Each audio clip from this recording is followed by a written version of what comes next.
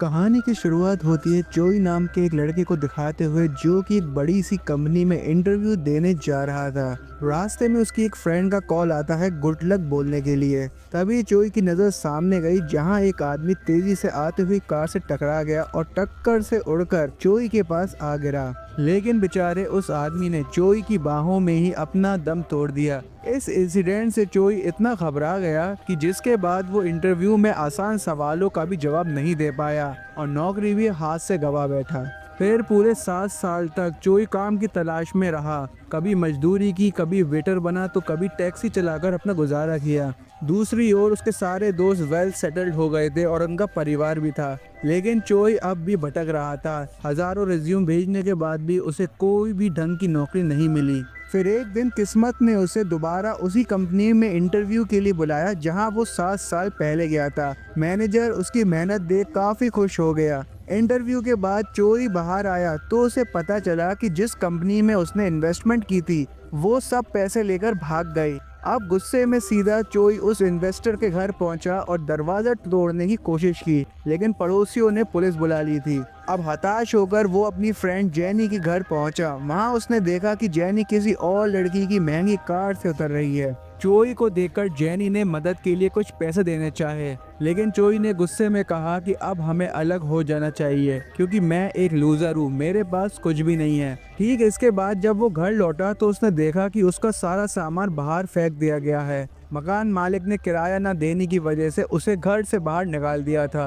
अगली सुबह कंपनी से भी मैसेज आ गया कि वो जॉब से रिजेक्ट हो गया है। अब तो चोई पूरी तरीके से टूट गया था, कोई भी उम्मीद नहीं दिख रही थी। इन सब चीजों के बाद वो एक ऊंची सी बिल्डिंग पर गया और सोचने लगा कि जिस दिन से वो हादसा हुआ था उसकी जिंदगी बद से बदतर हो गई। अब यहाँ पर चोई को मौत का भी कोई डर नहीं था। उसने एक कदम आगे बढ़ाया और बिल्डिंग से कूद गया। लेकिन जब उसे होश आया तो उसने देखा कि वो एक एयरप्लेन में बैठा है। लेकिन जब उसने आईपैड में अपने आप को देखा तो उसका चेहरा चेंज हो चुका था, बल्कि वो किसी और के शरीर में था। तभी एक लड़की उसके सामने आई और उसके लास्ट वर्ड को पढ़ने लगी। उसने कहा चोई अब मर चुका है। और लड़की ने उससे ये भी कहा कि तुम्हें मौत से डर भी नहीं लगता, यही तुम्हारा सबसे बड़ा वहम है। जिसके बाद चोई और वो लड़की एक अजीब सी जगह पर चले गए जहां असली तकलीफ महसूस की जा सकती है। चोई और वो लड़की एक बड़े से टावर के बीचों बीच खड़े थे। नीचे से काफी दर्दनाक चीख पुकारों की आवाजें आ रही थी। तभी उस लड़की ने खुद को बताया मौत, यानी उसका नाम डेथ था। उसने कहा कि चोई ने अपनी मौत खुद चुनी है और अब उसे इसकी सजा भी भुगतनी पड़ेगी। ये देखकर डेथ ने चोई को धक्का दे दिया और वो सीधा खतरनाक क्रिएचर से भरे दलदल में जा गिरा। वहाँ पर चोई चीखते चिल्लाते उन राक्षसों से बचने की कोशिश ही कर रहा था। इतने में वो अपने आप ही प्लेन में दोबारा से आ गया। डेथ ने उसे यहाँ पर बताया कि अगर वो नर्क से बचना चाहता है तो उसे 12 अलग अलग बॉडीज में जाकर 12 मौत का सामना करना पड़ेगा। लेकिन अगर इन सब बॉडीज में से एक में भी जिंदा बचने में वो कामयाब हो गया तब वो हेल से बच सकेगा। इससे पहले कि चोई को समझ पाता डेथ वहां से गायब हो गई। तभी जहाज बुरी तरह से हिलने लगा, बड़े बड़े झटके आने लगे। चोई ने डर के मारे लाइफ जैकेट पहन ली। हालांकि एयर होस्टेस वहां पर आई और उसे बताया कि ये सिर्फ टर्बुलेंस है। थोड़ी देर बाद ये सब चीजें नॉर्मल भी हो गई थी। इसके बाद प्लेन में ही घूमते हुए उसकी नज़र एक चमकते हुए डायमंड पर पड़ी जो कि उस शरीर की असली मालिक की मेमोरीज और एबिलिटीज से भरी हुई थी। यहाँ पर उसे पता चला कि वो अब उस कंपनी के मालिक का बेटे के शरीर में है जहाँ वो सालों से नौकरी पाना चाहता था। ये देखकर चोई ने ठान लिया कि अब वो यही जिंदगी जिएगा। लेकिन तभी अचानक से प्लेन का इंजन ब्लास्ट हो गया और इसी ब्लास्ट में चोई की भी जलकर मौत हो जाती है। जब उसकी आंखें खुली तो वो फिर से हेल के दरवाजे के सामने था और उसके सामने बैठी थी डेथ, जिसके हाथ में एक गन थी और वो उसमें बुलेट डाल रही थी। उसी बंदूक से वो चोई को शूट करके नए शरीरों में भेज रही थी। चोई ने गुस्से में पूछा अगर हर बात मौत ही मिलना है तो आखिरकार फिर मैं जिंदा कैसे बचूंगा। तो डेथ ने कहा कि यही तो तुम्हें ढूंढना है। इसके बाद डेथ ने चोई को असली हेल दिखाया। हेल में चारों ओर आग और चीख पुकारों की आवाजें ही सुनाई दे रही थी। डेथ ने कहा कि तुम्हें जरूर सजा मिलेगी क्योंकि मौत से पहले ही तुम मौत के पास आ गए हो। ये बोलते ही डेथ ने उसे शूट कर दिया। इस बार चोई ने खुद को आसमान से गिरते हुए पाया और तभी वो डायमंड उसके दिमाग में आ घुसा और उसे पता चला कि वो अब एक स्टड मैन के शरीर में है। वो बिना पैराशूट के स्काई डाइविंग कर रहा था और दुनिया भर के लोग उसे लाइव देख रहे थे। स्पॉन्सर्स के पैसों का लालच और उस आदमी की एबिलिटीज को देखकर चोई में भी उम्मीद उठी, लेकिन नेट में गिरने की बजाय वो काफी दूर जा गिरा जिसकी वजह से उसकी मौत हो गई। और फिर से चोई हेल के दरवाजे के सामने जागा। गुस्से में आकर उसने कहा कि असल जिंदगी में उसे कभी खुशी नहीं मिली, वो गरीब ही था, उसे कुछ भी हासिल नहीं हुआ। लेकिन डेथ को कोई भी फर्क नहीं पड़ रहा था, उसने फिर से उसे शूट कर दिया।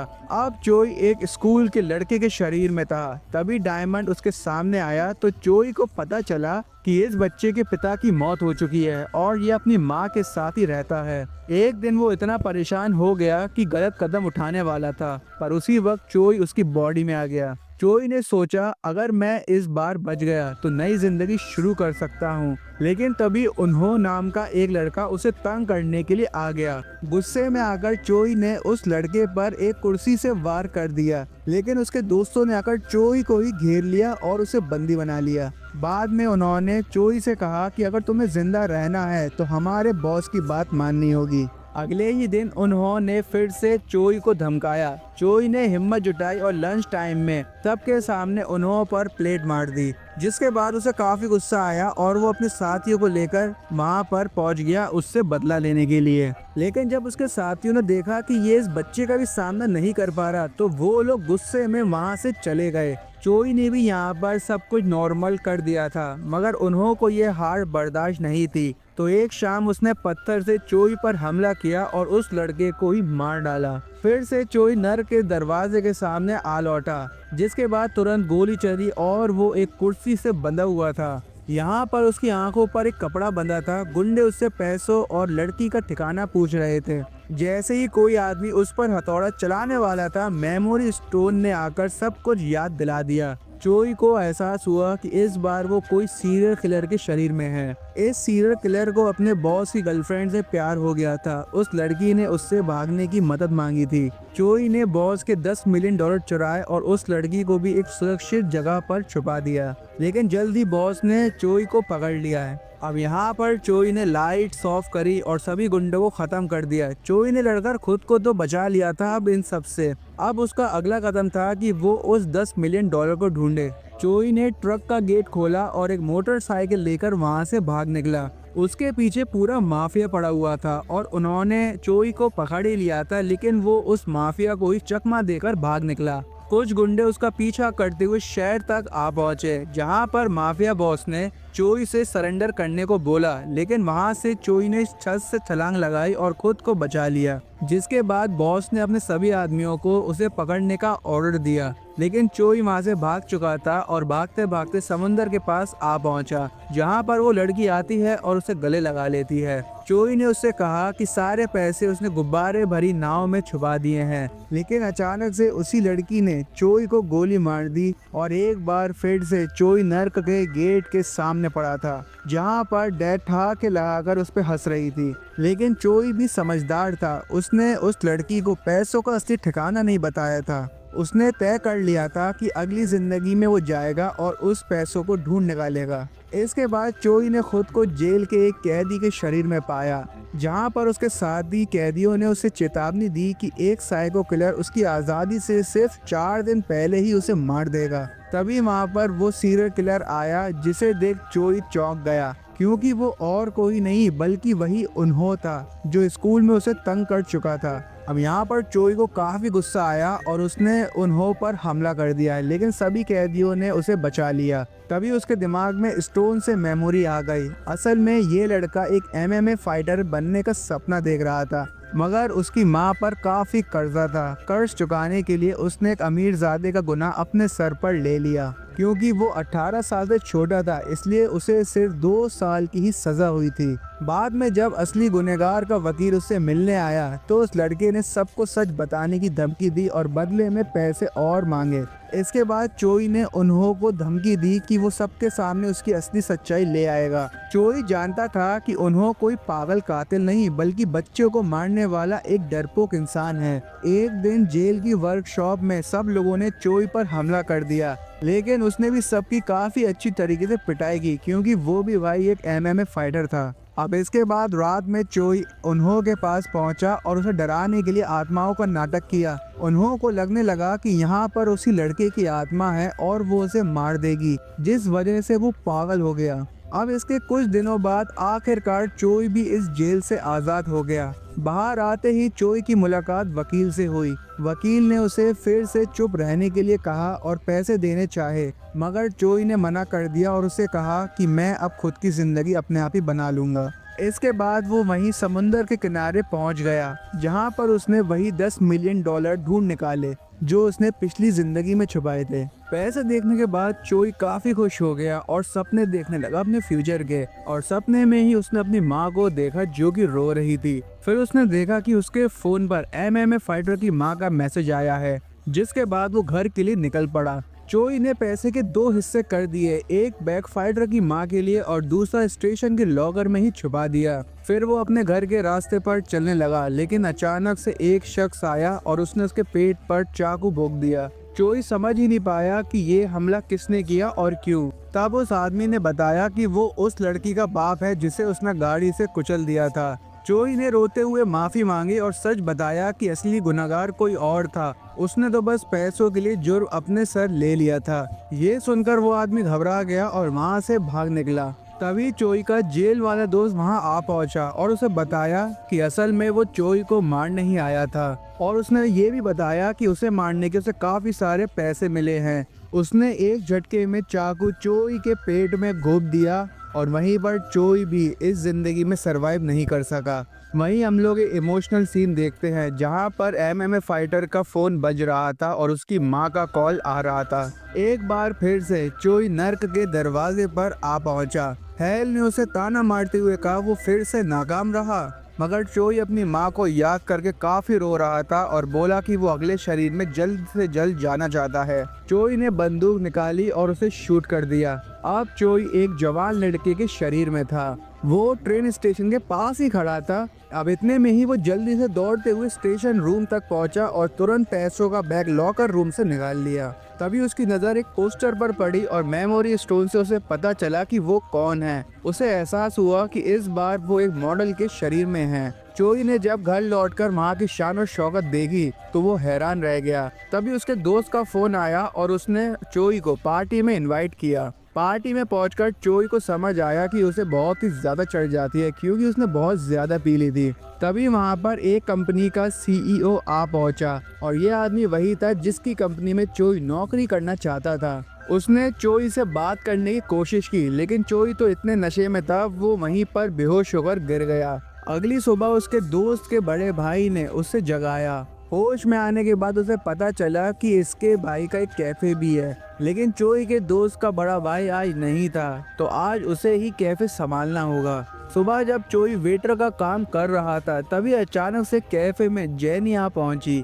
जेनी को देखकर चोई का दिल तेजी से धड़कने लगा क्योंकि जब वो जिंदा था तब जेनी उसकी मंगेतर हुआ करती थी। उसकी आंखों के सामने पुराने पल आने लगे। फिर इसके बाद उसे वो वक्त भी याद आया जब उसने जेनी को खुद से दूर हो जाने के लिए भी कहा था, क्योंकि उसके हिसाब से वो सिर्फ एक नाकाम इंसान था। चोई का भाई ये सब देख रहा था। उसने चोई को बताया कि ये लड़की एक मशहूर लेखक बन गई है और उसका नया नॉवल जिसने हाल ही में एक अवार्ड भी जीता है।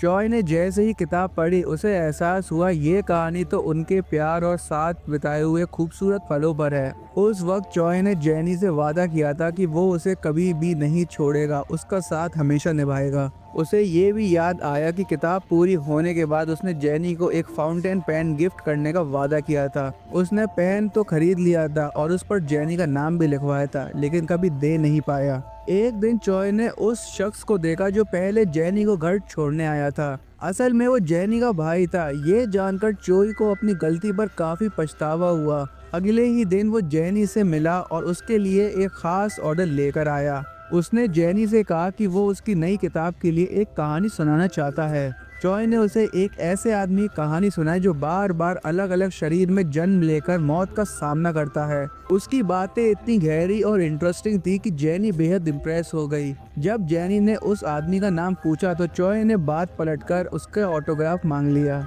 उसी समय उसने देखा कि जेनी वही फाउंटेन पेन इस्तेमाल कर रही है जो कि उसने खरीदा था। इसके बाद चॉय रोज जेनी से मिलने लगा और उसे हीरो के हर दिन की नई नई कहानी सुनाता रहा। जेनी हैरान थी क्योंकि ये सब इतना असली लग रहा था कि जैसे कि सचमुच में हुआ हो। एक दिन बारिश होते वक्त चॉय ने उसे एक लाल छाता दिया घर जाने के लिए, लेकिन उसी शाम एक हादसे की आवाज आई तो चॉय दौड़कर वहां पहुंचा, जहां पर उसने वही लाल छाता देखा जो कि उसने जेनी को दिया था। ये देखकर चॉय काफी शॉक्ड हो गया और तभी उसे लगा कि जेनी को शायद कुछ हो गया हो, लेकिन थोड़ी दूर पर जेनी बिल्कुल सेफ खड़ी थी। चॉय की बेचैनी देखकर वो उसके पास आई और उसके हाथ की चोट पर पट्टी लगाने लगी। चॉय को समझ आ गया कि किसी को खोने का दर्द कैसा होता है, लेकिन जाते समय जेनी ने कहा कि अब वो उसे नहीं मिल पाएगी क्योंकि उसकी कहानियां उसे अपने दोस्त की याद दिलाती हैं। इसके बाद जेनी चॉय की कब्र पर जाकर उसकी तस्वीर के सामने रोने लगी। इधर चॉय भी दूर खड़ा ये सब देख रहा था। थोड़ी ही देर बाद जब चॉय वहां आया तो उसने अपनी माँ को भी वहीं पर देखा। ये देख वो पूरा टूट गया और बाहर आकर रोने लगा। उसने अपनी माँ के लिए एक चिट्ठी लिखी जिसमें उसने खुद को चॉय का दोस्त बताया और घर में पैसों का बैग रखकर वहां से चला गया। अगले दिन वो फिर से जेनी से मिला और आगे की कहानी सुनाई। ये कहानी सुनकर जेनी भी काफी खुश हो गई थी। चॉय और जेनी सड़क पर चलते हुए काफी बातें कर रहे थे। तभी जेनी ने कहा कि वो प्रार्थना करेगी कि हीरो की कहानी का अंत अच्छा हुआ हो। तब चॉय को याद आया कि जब वो वेटर का काम करता था उस दिन जेनी ने उसे अपने दोस्तों से मिलवाया था और उसे इस बात का कोई भी फर्क नहीं पड़ा था कि वो वेटर है, क्योंकि उसकी मेहनत ही जेनी की नज़र में सबसे कीमती चीज थी। लेकिन चॉय हमेशा से यही सोचता रहा कि जेनी उसे एक लूजर समझकर छोड़ देगी। अब जाकर उसे अपनी गलती का एहसास हुआ और उसने जेनी से माफ़ी मांगी और इसी के बाद चॉय ने जेनी को सब कुछ सच बता दिया कि वही असली चॉय है और ये सब किसी कहानी का हिस्सा नहीं बल्कि ये एक हकीकत है और इसी हकीकत से मैं अभी लड़ रहा हूँ। और उसने ये भी बताया कि ये हकीकत मेरी ही लाइफ पर है क्योंकि मैं मर चुका हूँ और मैं अलग अलग आदमियों के शरीर में जन्म ले रहा हूँ दोबारा से। अब इसके बाद उसने जेनी से वादा किया अब वो जेनी को कभी भी छोड़कर नहीं जाएगा। लेकिन तभी एक गाड़ी अचानक से आकर इन दोनों को कुचल देती है। उस कार में से वही आदमी निकलता है जो कि हमें शुरुआत में कंपनी का सीईओ दिखाया गया था और ये वही आदमी था जिसे चॉय हर जन्म में किसी न किसी रूप में देख रहा था। और यहाँ पर हमें ये भी पता चलता है कि इसका हाथ अब तक की सभी डेथ में था, जैसे कि एयरप्लेन हादसे के पीछे भी यही था। यहाँ पर चॉय को पता चला कि इसी आदमी की वजह से हर लाइफ में वो मर रहा है और इस बार इस आदमी ने जेनी पर गाड़ी चढ़ा के उसको भी मार डाला और साथ ही में यहाँ पर चॉय की भी मौत हो जाती है। जब चॉय की आंखें खुलती हैं तो वो खुद को नर्क के दरवाजे के सामने खड़ा पाता है। अब उसे साफ साफ समझ आ गया कि हर जन्म में उसकी मौत का जिम्मेदार वही आदमी है। अब चॉय ने गुस्से में आकर खुद से वादा किया वो उसे जिंदा नहीं छोड़ेगा और यही नहीं दोस्तों, उसने गुस्से में आकर डेथ की गन भी उठा ली और उसे शूट भी कर दिया। और यहीं पर दोस्तों इस गोली की आवाज़ के साथ ये मूवी यहीं पर एंड हो जाती है इसके पहले सीजन के साथ। तो दोस्तों आपको कैसी लगी ये वीडियो हमें कमेंट सेक्शन में ज़रूर बताइएगा। तो मिलते हैं नेक्स्ट वीडियो में एक और नई वीडियो के साथ।